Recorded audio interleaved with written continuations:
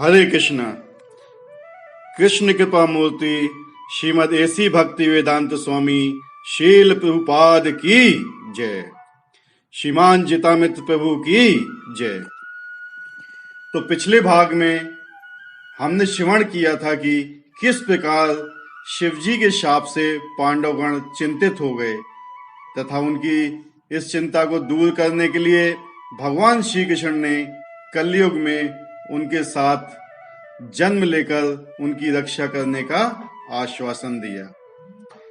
यहाँ पर हमें समझना है कि पांडवों में जो सबसे बड़े युधिष्ठिर थे वे उदय सिंह के रूप में श्री कृष्ण के चचेरे भाई बने तथा इनका नाम हुआ बलखानी, जिनको मलखान के नाम से भी जाना जाता है। बलखानी का अर्थ है ऐसा व्यक्ति जिसके शरीर में अत्यंत बल हो।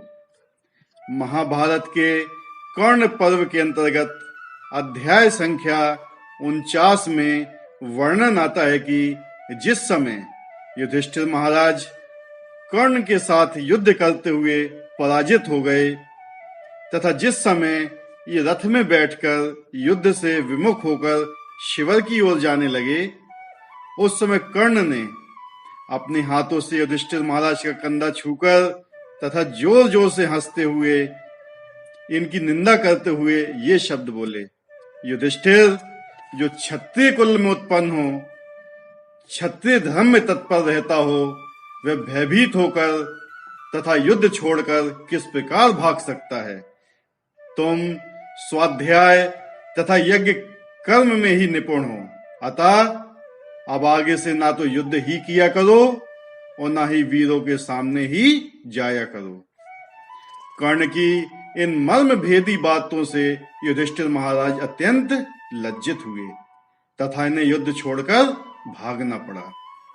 फिर कर्ण पर्व के अंतर्गत अध्याय संख्या 63 में वर्णन आता है कि जिस समय युधिष्ठिर महाराज कर्ण के बाणों से बहुत घायल हो गए तथा जिस समय ये शिविर में जाकर शैया पर लेट गए, उस समय यद्यपि इनके शरीर से कर्ण के बाण निकाल दिए गए तो भी इनके हृदय में जो अपमान का कांटा गड़ा हुआ था वह कांटा नहीं निकला। उस अपमान के कांटे से ये अत्यंत पीड़ित हो रहे थे। इस वर्णन से पता चलता है कि इनकी अब इच्छा हुई होगी कि आगे चलकर अत्यंत शक्तिशाली योद्धा बने, जो युद्ध में कभी भी पीछे ना हटे। श्री कृष्ण चूंकि भक्तों की इच्छा की पूर्ति करने वाले कल्प वृक्ष हैं, अतः इस अवतार में श्री कृष्ण ने युधिष्ठिर महाराज को अपना चचेरा भाई बनाया तथा इतना अधिक बलवान बनाया कि युद्ध में कभी भी पराजित नहीं होते थे। बलखानी के रूप में युधिष्ठिर महाराज कभी कभी बिना सेना के अकेले भी युद्ध करते थे तथा सदैव विजयी होते थे। अब हम भीमसेन के विषय में विचार करेंगे। यद्यपि शिवजी ने भीमसेन के कठोर वचनों से व्यथित होकर मिलेच्छ अर्थात मुसलमान बनने का शाप दे दिया था, परंतु श्री कृष्ण ने भीमसेन की रक्षा की। भीमसेन बनारस के राजा तालन के रूप में यद्यपि पहले बनारस में ही रहते थे, परंतु आगे चलकर ये श्री कृष्ण अर्थात उदय सिंह के परिवार के साथ ही रहते थे तथा अत्यंत सम्मानित थे। तालन जो भी बात कहते थे वह बात श्री कृष्ण अर्थात उदय सिंह के परिवार में सबसे अधिक मानी जाती थी। तालन के रूप में भीमसेन श्री कृष्ण अर्थात उदय सिंह के परिवार में उत्पन्न सभी मतभेदों को मिटा देते थे। श्री कृष्ण अर्थात उदय सिंह के बड़े भाई आह्लाद, जिनको हम आल्हा भी कहते हैं, भी भीमसेन अर्थात तालन का पूरा सम्मान करते थे। अब हम अर्जुन के विषय में विचार करेंगे। श्री कृष्ण की लीला में श्री कृष्ण तथा अर्जुन लगभग समान आयु के ही थे तथा इन दोनों में अत्यंत गहरी मित्रता थी। उसी प्रकार इस बार भी जिस समय उदय सिंह के रूप में श्री कृष्ण ने जन्म लिया, उसी समय ब्रह्मानंद के रूप में अर्जुन ने भी जन्म लिया। इन दोनों में अत्यंत गहरी मित्रता थी।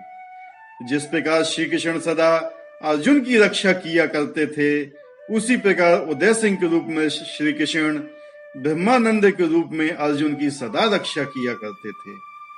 जिस प्रकार श्री कृष्ण ने अर्जुन के सारथी बनकर अर्जुन का सम्मान अपने से भी अधिक बढ़ाया, उसी प्रकार इस अवतार में भी उदय सिंह के रूप में श्री कृष्ण ब्रह्मानंद के रूप में अर्जुन के सेवक बनकर रहते थे।